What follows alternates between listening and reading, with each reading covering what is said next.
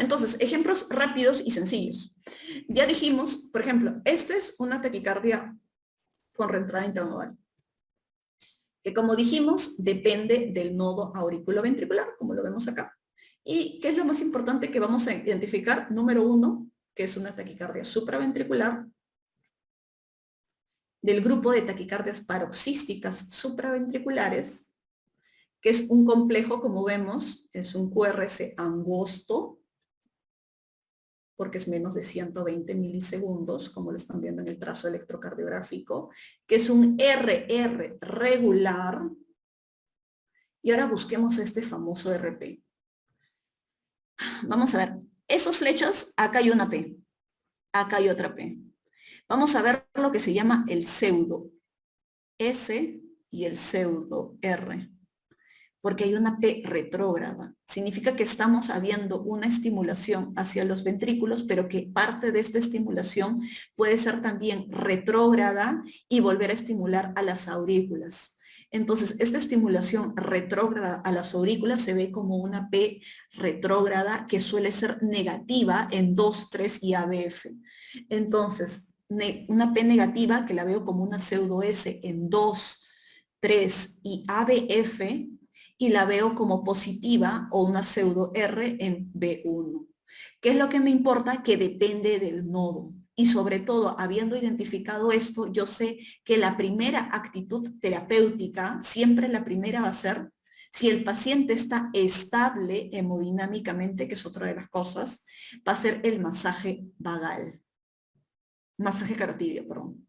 O sea, vamos a hacer maniobras vagales. Y dentro de las maniobras vagales puedo decirle al paciente que puje, puedo utilizar estas maniobras vagales. Al estimular a la zona vagal a nivel de los varoreceptores, a nivel de la carótida, lo que voy a hacer es ejercer un efecto de presión. Entonces, en un grupo de pacientes yo no puedo masajearlos. ¿Quiénes? Los pacientes que tienen aterosclerosis. Previamente tengo que escuchar si hay soplos. Si hay soplos, entenderé que hay una placa, que hay un evento obstructivo y que si yo masajeo, ese soplo, esa placa que se puede ir a embolizar y se puede ir al circuito cerebral. Entonces, hay un grupo de pacientes en las cuales no voy a poder hacer masaje carotidio. En los jóvenes, usualmente no tienen aterosclerosis coronaria, no tienen aterosclerosis periférica, entonces tranquilamente empiezo a hacer el masaje carotidio. El masaje carotidio, al hacer el efecto de presión a nivel de los varoreceptores de la carótida, lo que voy a hacer es favorecer el estímulo vagal. Entonces lo que yo quiero es favorecer el estímulo vagal. Y voy a favorecer el estímulo vagal y voy a lograr enlentecer el estímulo a nivel del nodo auriculoventricular. Recordemos que el sistema vagal o el sistema parasimpático tiene sus efectos de inervación en todo lo que viene a ser del nodo auriculoventricular para arriba. Entonces, este efecto lo va a dar tanto en el nodo sinusal y en el nodo auriculoventricular. En el nodo auriculoventricular vamos a enlentecer este ritmo, este circuito eléctrico, y como esta taquicardia depende del nodo auriculoventricular, se va a detener inmediatamente.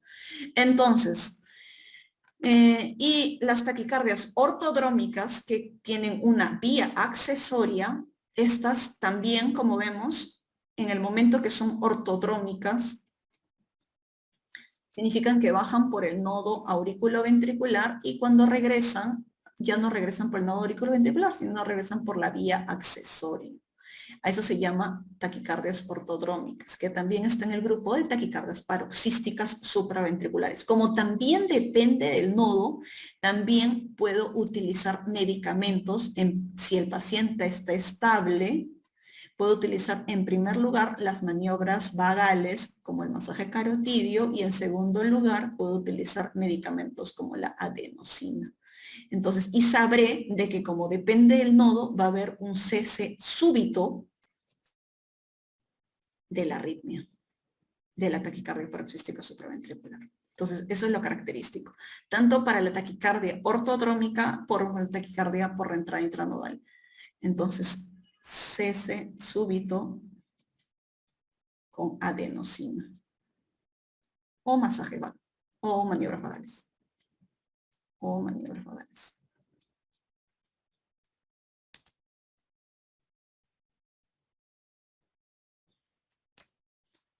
Luego vamos vamos a hablar un poco acerca del síndrome de preexcitación. Entonces, en este caso, como dijimos, existe una vía accesoria.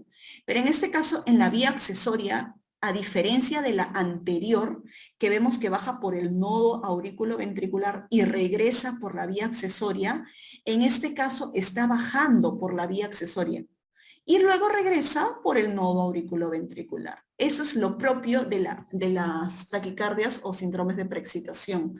Entonces, también se llaman taquicardias antidrómicas, que es lo opuesto del anterior.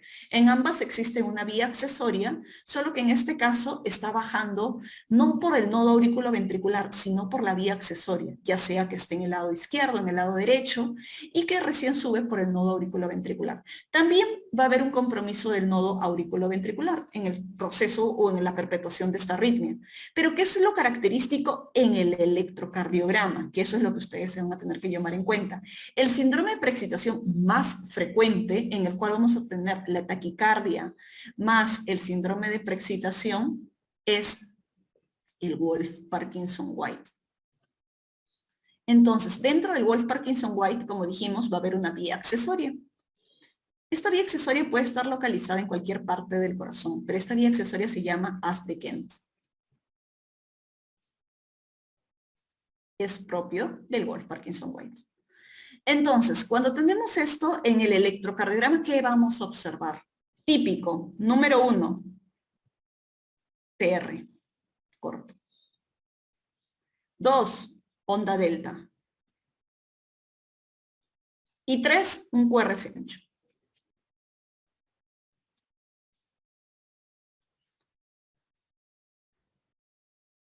Entonces, PR corto, ¿por qué? Porque dijimos que el PR era la expresión del retraso fisiológico en el nodo auriculoventricular.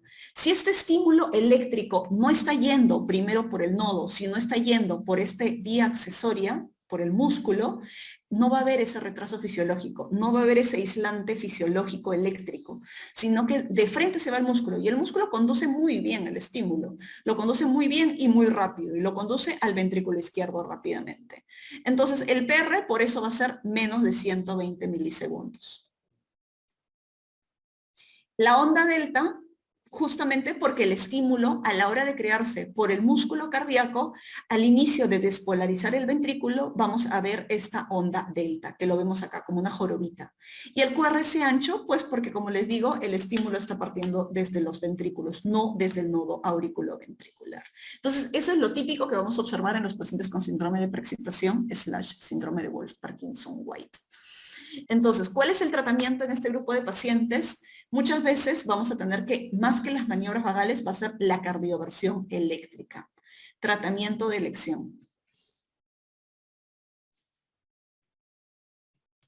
Y en los pacientes previos hay que recordar, y lo dije muy importante, si está estable vamos a tener las maniobras vagales o la adenosina. ¿Pero qué pasa si está inestable, doctora? Si está inestable, no hay nada que ver. Tenemos que de frente cardioversión eléctrica, no lo pensemos. Pero ¿cómo sé que un paciente está inestable? 1, porque el paciente se sincopió, pérdida de la conciencia. 2, porque el paciente se hipotensó. 3, porque el paciente tiene disnea súbita o ortopnea. Disnea súbita que lo está haciendo desaturar, ¿no? Disnea súbita. Entonces, todas estas manifestaciones nos habla de que el paciente está altamente inestable y que el paciente requiere ser sedado e inmediatamente aplicar cardioversión eléctrica. Lo mismo configura para las taquicardias ortodrómicas. El tratamiento de elección, como dije, en los síndromes de preexcitación suele ser la cardioversión eléctrica.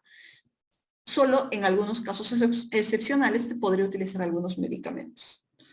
Fibrilación auricular, vamos. Fibrilación auricular es la arritmia, la segunda arritmia más frecuente. ¿Cuál es la primera arritmia más frecuente? La primera arritmia más frecuente son las extrasístoles o complejos prematuros. La segunda, en temas de frecuencia, es la fibrilación auricular. Es una arritmia que cada vez va siendo mucho más frecuente, sobre todo en los pacientes cardiópatas, que ya tienen algún grado de factor de riesgo cardiovascular, hipertensos, diabéticos, pacientes que han tenido cardiopatía isquémica.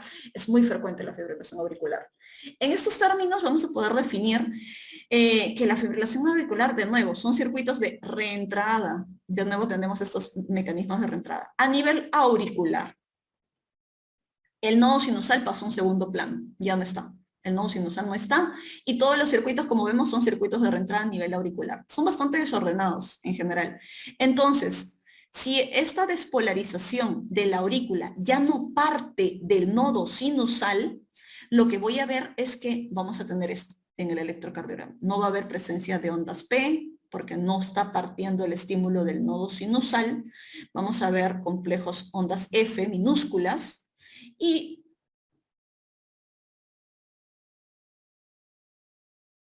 complejos QRS bastante irregulares.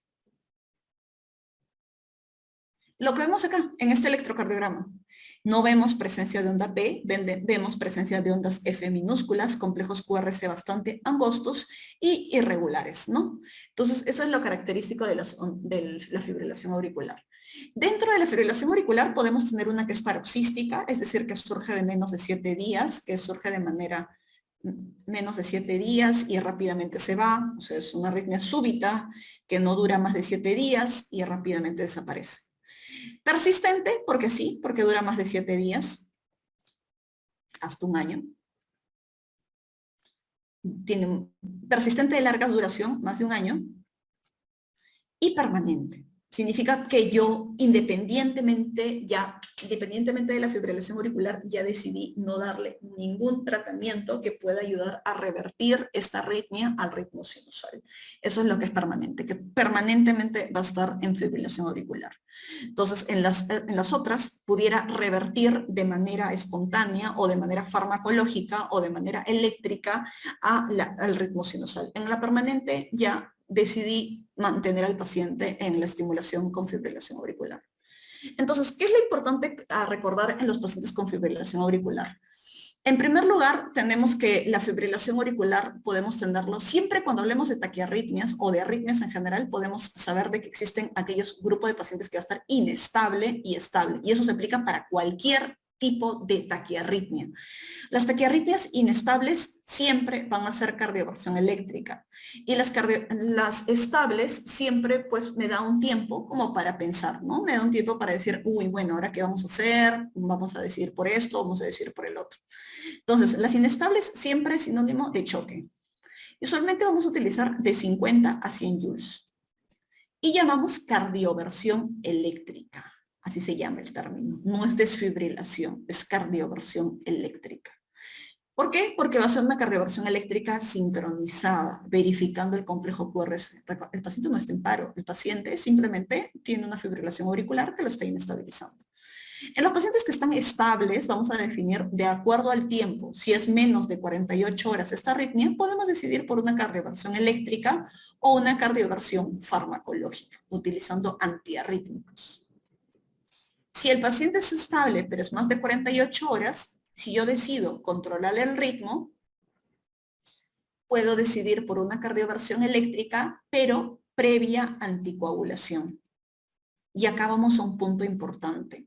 La fibrilación auricular es la arritmia, como dijimos, la segunda en frecuencia, pero lo importante de la fibrilación auricular es que estos circuitos de reentrada a nivel de las aurículas generan trombos, generan coágulos, y estos coágulos es la causa discapacitante de este tipo de arritmia, porque estos pacientes van a presentarse con eventos embólicos, a consecuencia que estos coágulos migraron a cualquier otra parte del corazón. Puede ser al cerebro, que es lo más frecuente, y estos pacientes con fibrilación auricular al final tienen que ser anticoagulados para evitar este riesgo embólico que pueden tener de eventos cerebrovasculares. Entonces, puntos importantes en los pacientes con fibrilación auricular: verificar si voy a controlar el ritmo y pasarlo a un ritmo sinusal, o controlar el tema de los coágulos y el tema del embolismo. Como dije, si es un control del ritmo, pues podemos elegir eléctrica o farmacológica. Previo uso de anticoagulación o previo estudio de ecografía transesofágica en la cual aseguraba que no había coágulos. Porque en el momento que lo decido cardiovertir, ya sea eléctrica o farmacológicamente, y regresar al ritmo sinusal, este coágulo puede migrar a cualquier otro lado. Entonces, ante ese riesgo, sabiendo que es un paciente de más de 48 horas de fibrilación auricular, tengo que darle anticoagulación previamente, al menos por 3 semanas. En aquellos pacientes en las cuales digan, no voy a controlar el ritmo, simplemente la voy a mantener en su fibrilación auricular, no le está molestando, pues voy a utilizar el uso de medicamentos frenadores como los beta bloqueantes o calcioantagonistas, que son los más frecuentes. Los beta bloqueantes se lo voy a utilizar en cualquier contexto de fracción de eyección. Los calcioantagonistas solo si la fracción de eyección está conservada por encima del 50%. Entonces, en el contexto farmacológico, como dijimos, íbamos a utilizar antiarrítmicos, si decidía controlar el ritmo. Y ahí me interesa saber si tiene cardiopatía estructural, sí o no. ¿Por qué? Porque si la tiene, solo puedo utilizar amiodarona. Cuando me dice cardiopatía estructural es infarto de miocardio, si el paciente tenía infarto de miocardio o tiene una cardiomiopatía hipertrófica. El corazón está muy grueso. Entonces, si él lo tiene, amiodarona nomás va a ser mi único tratamiento de elección. Pero si no lo tiene, puedo utilizar otros antiarrítmicos como la propafenona, que incluso tienen menores efectos adversos a diferencia de la amiodarona. Amiodarona o cualquier otro antiarrítmico del grupo de la clase 1. Entonces, en temas de control de embolismo, dijimos que dos cosas que nos importan en la fibrilación auricular. Decidir si vamos a pasarlo a ritmo sinusal o decidir si vamos a tener que manejar el tema de los posibles coágulos. Para este tema de control de embolismo hay un score. En cardio todo es scores. Y en esto de score vamos a tener que existe este score que se llama CHADS-VASc. Lo vamos a ver más adelante también en algunos casos clínicos. ¿Qué significa CHADS-VASc? Es el acrónimo de un score que incluye insuficiencia cardíaca, que incluye hipertensión arterial, que incluye edad, más de 75 años, que le da 2 puntos, diabetes, stroke, que también le da 2 puntos, enfermedad vascular, la B, ya sea infarto de miocardio, ya sea que tenga una enfermedad arterial periférica. La A, que también es de nuevo de edad, pero esta vez es de más de 65, que le da solo 1 punto. Y el sexo, las mujeres tenemos más riesgo. Entonces, si yo de acuerdo a esto sumo más puntos, usualmente el punto de corte es 2, si yo sumo más de 2 puntos, mayor o igual a 2 puntos, yo sí o sí justifico la anticoagulación, que estos pacientes tienen que ir anticoagulados por el riesgo embólico. Pero si estos pacientes pudieran tener un riesgo menor de 2 puntos, o sea, 1 o 0, pues podría de alguna forma dejar de lado la anticoagulación. Eso es lo más importante con eso. Taquicardias ventriculares, rápidamente, vamos. Entonces, el circuito va a aparecer a partir de los ventrículos. Vamos a ver un QRS ancho. Siempre que el circuito parte de más abajo, el estímulo eléctrico parte de más abajo, siempre el QRS va a ser más ancho. Lo propio de la taquicardia ventricular es que siempre vamos a ver 3 o más latidos, esa es la definición de taquicardia ventricular, 3 o más latidos ectópicos ventriculares, porque parten del ventrículo, y que bueno, en este caso son complejos QRS anchos, más de 120 milisegundos. Taquiarritmia, ya sabemos que es con la definición de más de 100 latidos por minuto. Como todo, dentro de esto, dentro de las arritmias ventriculares, vamos a definir en 2 cosas. Taquicardias ventriculares o fibrilación ventricular. Dentro de las taquicardias ventriculares, vamos a ver que existen, vamos a poder definirlas sostenidas, porque son más de 30 segundos, no sostenidas porque duran menos de 30 segundos, monomorfas, porque como vemos guardan una misma morfología, o polimorfas, porque guarda una diferente morfología. Y en las polimorfas están en aquellas que tienen como sustrato una prolongación del QT. Y vamos a ver QT prolongado. Y ahí es cuando vamos a ver los medicamentos. ¿Cuáles son los medicamentos más frecuentes que se asocian con el QT prolongado? Y eso también es pregunta de examen. Por ejemplo, la amiodarona, las quinolonas, la eritromicina, todos los antipsicóticos,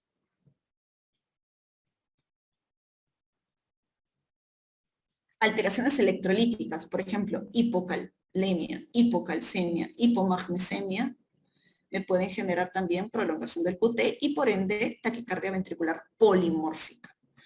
De acuerdo al impacto clínico, pueden ser estables porque pues el paciente está con su taquicardia ventricular, pero está conversando, hablando sin ningún problema. E inestable porque el paciente cayó en paro. Entonces, porque cayó en paro, porque hay disnea, porque hay alteración en la presión arterial o alteración neurológica, que pues el paciente está con alteración del sensorio y que pues digo, no puedo esperar más, no le puedo dar un medicamento y esperar a que actúe, entonces vamos a sedarlo y vamos a proceder a la cardioversión eléctrica. Recuerden que hasta ahorita sigue siendo cardioversión eléctrica. Fibrilación ventricular. Vamos a ver que el ritmo es completamente desorganizado. Acá todos los pacientes están en parada cardiorrespiratoria y la medida de elección inicial va a ser la desfibrilación. Acá ya no hablo de cardioversión eléctrica, nada de sincronizada. Acá es desfibrilación. Entonces, la desfibrilación va a ser la primera medida en este grupo de pacientes. Acá, la cardioversión eléctrica sincronizada, sobre todo si el paciente está inestable. Si el paciente está estable, posiblemente voy a tener que poder saber si darle medicamentos y saber cómo es lo que voy a actuar.